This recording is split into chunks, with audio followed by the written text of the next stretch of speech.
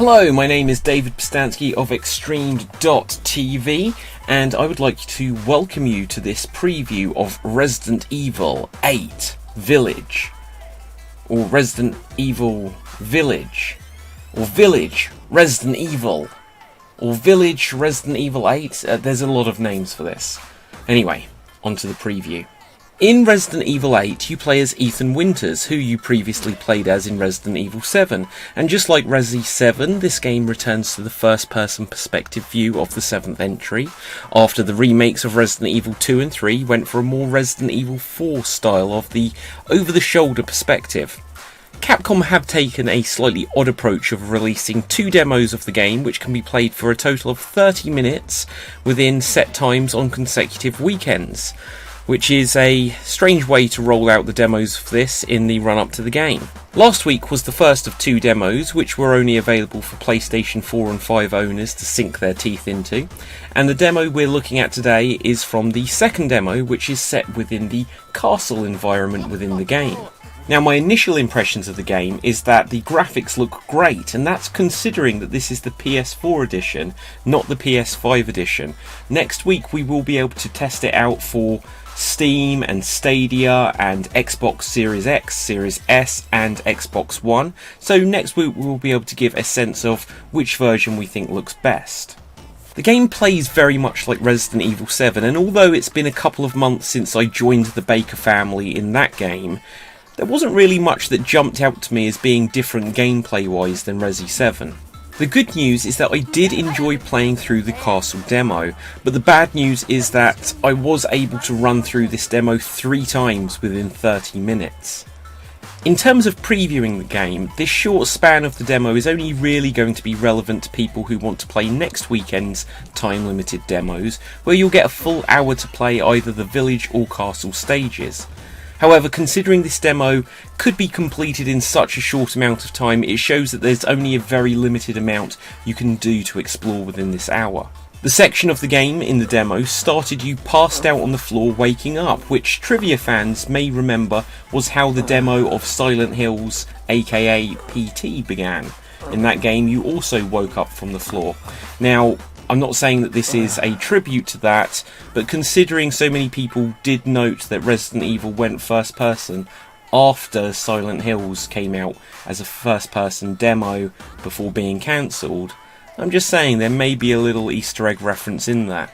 Another reference the internet have loved in this demo comes from a visit you can make to this game's merchant character, the Duke, who at one point asks, "What are you buying?"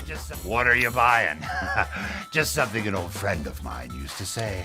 In a similar tone to his friend, who is obviously the merchant from Resident Evil 4. "I got some rare items for you."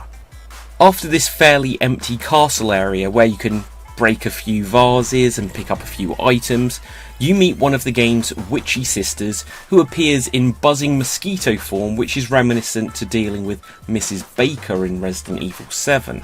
The first time in this section I damn near was killed trying to fight the witch, but realised she can simply be run away from. This leads you to the game's version of Nemesis, or Jack Baker, or Mr. X, in the Very Tall Woman. Although in my time with this demo you didn't get to interact with her beyond this brief cameo. You then come across a puzzle where you have to light 2 torches by swinging a flame across into them, which then opens a concealed door. This leads you to a prison/dungeon area where you meet these wolf-like, witch-like, vampire-like, creepy dudes. I'm not quite sure what they are, and they come wielding weapons at you, and at first I was like, right, let's shoot them all with a shotgun, but then once again I realised they could just be run past.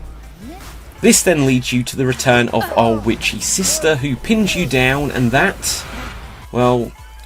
kind of it for the demo. It then plays a trailer that Capcom released a couple of weeks ago, and Then I just played it again to see if there was anything I missed, and I completed it even quicker this time. Now I'm sure there were a few nooks and crannies and secrets in the castle that I didn't come across, but with only 30 minutes to explore it, I had very limited time. Next weekend we'll go in depth again with the demos and try them on multiple platforms to help you decide which system you should check the game out on, should you still be on the fence. But for now, this has been the preview of Resident Evil 8 Castle Demo. Until next time, make sure you smash that subscribe button over on youtube.com/Extreme Improv, and do check out the article version of this preview along with loads and loads of other articles and so much Resident Evil content that we have coming up both around Resident Evil 8 Village and the classic games in the series over on Extremed.tv. So from me, David Pustansky, until next time, stay safe, always stay extremed, and watch out for werewolves.